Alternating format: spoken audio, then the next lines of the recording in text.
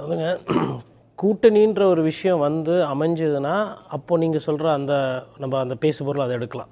அமையாமல் தானே 42%ன்றாங்க. இல்லையே 42 எதுக்கு? நீங்கள் 2.25 கோடி ரேஷன் கார்டு ஒரு ஓட்டுன்னு பார்த்துங்க, அப்புறம் எதிர்ப்பு ஓட்டும் அவருக்கே கொடுத்துட்டு 60% கொடுத்துடலாமே. எதுக்கு தேர்தல்? தாவேக்காக்கு 234 தொகுதியில் 200 எடப்பாடி பழனிசாமி சொன்னார், முதலமைச்சர் 200 சொன்னார், எடப்பாடி பழனிசாமி அவர்கள் 210 சொன்னார், விஜய்க்கு 220 கொடுத்துட்டு தேர்தலில் வெற்றின்னு சொல்லிடலாமேன்றேன் நான். எதுக்கு அது ஒரு வாதம்? அப்புறம் எதுக்கு பிரச்சாரம்? எதுக்கு மக்களை போய் சந்திக்கணும்? எதுக்கு உழைக்கணும்? எதுக்கு பூத் அரசியல் பேசணும்? எதுக்கு செயல் வீரர் கூட்டம் பேசணும்? அப்போது ஒரு வாட்டியை வந்து கூட்டிக்கிட்டே போகிறது இவங்க வாயிலே பேசிக்கிட்டு இருக்கிறாங்க. ஃபஸ்ட்டு 24, 25ன்னாங்க, அப்புறம் 28ன்னாங்க, அப்புறம் 32ன்னாங்க, அப்படி இப்படி நீங்கள் 40 வந்துட்டாங்க. அடுத்தது 46, அப்படியே 60 போயிட வேண்டியது தான். அப்போ களத்தில் வந்து நாம் தமிழர் கட்சிக்கு வேலை இல்லை, பாரதிய ஜனதா கட்சிக்கு வேலை இல்லை, படமே ரிலீஸ் பண்ண முடியல உங்களால். இன்றைக்கி யதார்த்தமான சூழ்நிலை அது.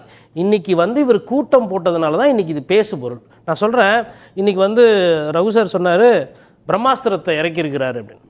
ஒரு விஷயம் வந்து உண்மைங்க, இந்த நாட்டில் ஊழல் பிரச்சனை இருக்குன்னா ஆமாம் இருக்குது. ஊழல் வந்து 100% வந்து பேச வேண்டிய பிரச்சனை. பிரம்மாஸ்திரத்தை ஏற்கனவே ஏவிட்டாரு, எலெக்ஷன் நெருக்கத்தில் சொல்லியிருக்கலாம். அது பிரம்மாஸ்திரமா இல்லை வந்து பாம்பு பட்டாசான்றது அது அப்புறமா பார்க்கலாம். நம்ம நான் என்ன சொல்கிறேன்னா, இல்லை அவர் நினைக்கிட்டோம். இல்லை இப்போ நான் ஒன்று சொல்கிறேன், September 13 Trichy Marakkadai, September 19 Nagapattinam Thiruvarur, September 27 Karur, September 30 video வெளியீடு, அதுக்கப்புறம் நவம்பர் 22 மக்களை வந்து இங்கே சந்திக்கிறார் கரூரில் பாதிக்கப்பட்டவங்கள, டிசம்பர் 9 புதுச்சேரியில் meeting, December 18 Erode meeting, CBI 2 வாட்டி விசாரணை, பொங்கலுக்கு முன்னாடி பொங்கலுக்கு பின்னாடி, ஜனவரி 24 கட்சிக்காரங்களை கூப்பிட்டு மாவட்ட செயலர்லாம் புதுசாக பார்க்குறாரு, ஜனவரி 25 இன்றைக்கி கூட்டம்.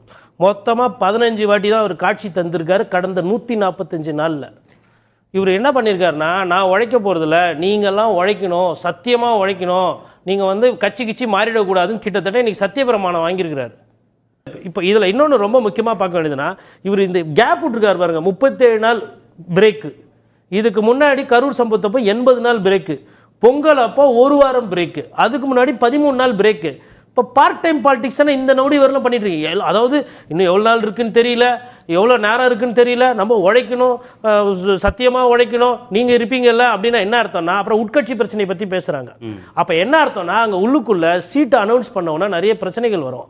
அதற்கு தொண்டர்களை தயார் பண்ணி, செயல் வீரர்களை உத்தியோகம் பண்ணி, அவர்களோட வேலையிலேயோ அவர்களோட உழைப்பிலேயோ இவர் அடிச்சுன்னு போனோன்னு சொல்லிட்டு இவர் பிரச்சாரம் பண்ணியிருக்காரு. இவர் ஃபஸ்ட்டு, அதாவது தலைவர் உழைக்கணும் ஃபஸ்ட்டு. நான் கட்சி தொண்டர்கள் அவங்க வேலை செய்யலை, அவங்களோட ஃபேன்ஸ் வேலை செய்யலைன்னு நான் சொல்லலை, இவரே ஃபஸ்ட்டு உழைக்கிறதுக்கு